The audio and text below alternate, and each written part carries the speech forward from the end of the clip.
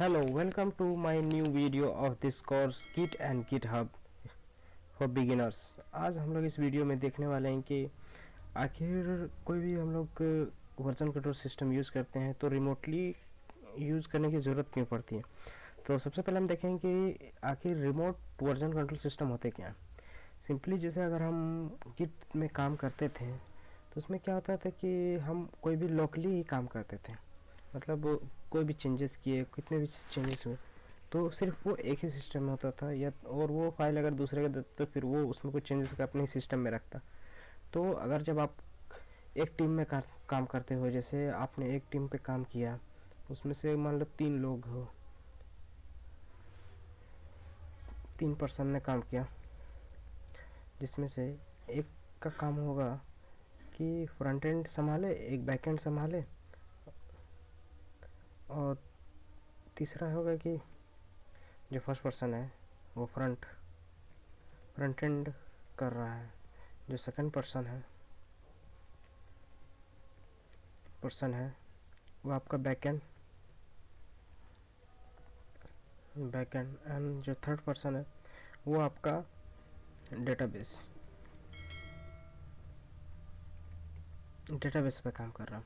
और वो तीनों अलग अलग काम कर रहे हैं। तो जब तीनों अलग काम करते हैं, क्योंकि अगर कोई बड़े प्रोजेक्ट में काम कर रहे हो तो सिंगल पर्सन को वो प्रोजेक्ट कंप्लीट करना थोड़ा सा इम्पॉसिबल हो जाता है। तो 3 पर्सन ने काम किया, तो वहाँ आप कैसे एक दूसरे से कोलैबोरेट करोगे, मतलब एक दूसरे से हमेशा जानते रहोगे कि हाँ मैंने ये चेंजेस किए, आप ये रख लो, वो चेंजेस किए। जब आप ऑफिस में वर्क करते हो तो ठीक है, अगर जब आप वर्क फ्रॉम होम से करते हो या फिर घर से कोई काम करते हो तो उसमें आप कैसे फिर उसे एक्सेस करोगे। तो सिंपली हम लोग उसे किसी एक जगह रखेंगे जिसे हम लोग हर कोई रिमोटली एक्सेस कर सके। रिमोटली का मतलब है कि हम कहीं भी रहें लेकिन वो फाइल हम कहीं से भी कोई भी सिस्टम से एक्सेस कर सके। यही सिंपल रिमोटली का कहने का मतलब। तो सिंपली हम लोग समझेंगे कि आखिर हम लोग ने आखिर ज़रूरत क्यों पड़ा। आपको बताया कोलैबोरेशन के लिए। सिंपली अगर आप एक टीम में काम कर रहे हो तो उसमें अपने कोड को एक साथ मिला के रखने के लिए किया जाता है। दूसरा ऑनलाइन बैकअप कहने का मतलब है कि जैसे आप कोई वर्क कर रहे हो और आपने कोई सेव चेंजेस किए और बाई चांस आपका सिस्टम करप्ट हो गया, तो आप उसे अपने जो रिपोजिटरी में रखोगे, जैसे मैंने यहाँ पे चूज़ किया है गिटहब का। तो ऐसे और भी बहुत सारे होते हैं।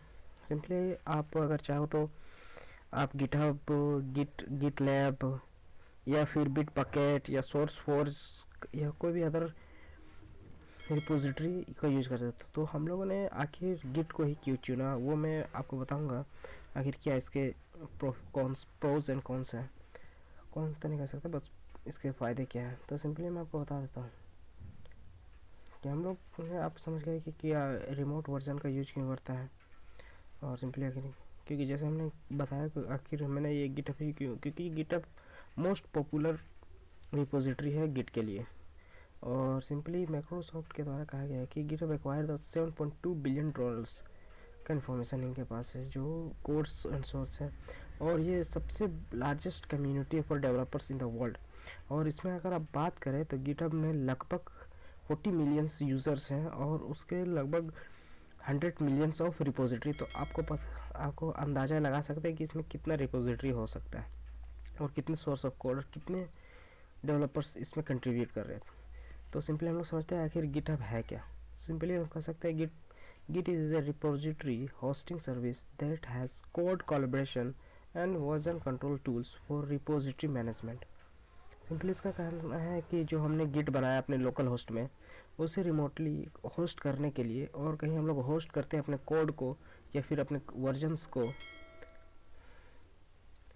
तो वो कहाँ पे करते हैं वो बता रहे थे। सिंपली हम लोग कहाँ करते हैं, कहीं भी कहीं करते हैं, तो वो उसमें से वही आपका एक गिटहब भी है।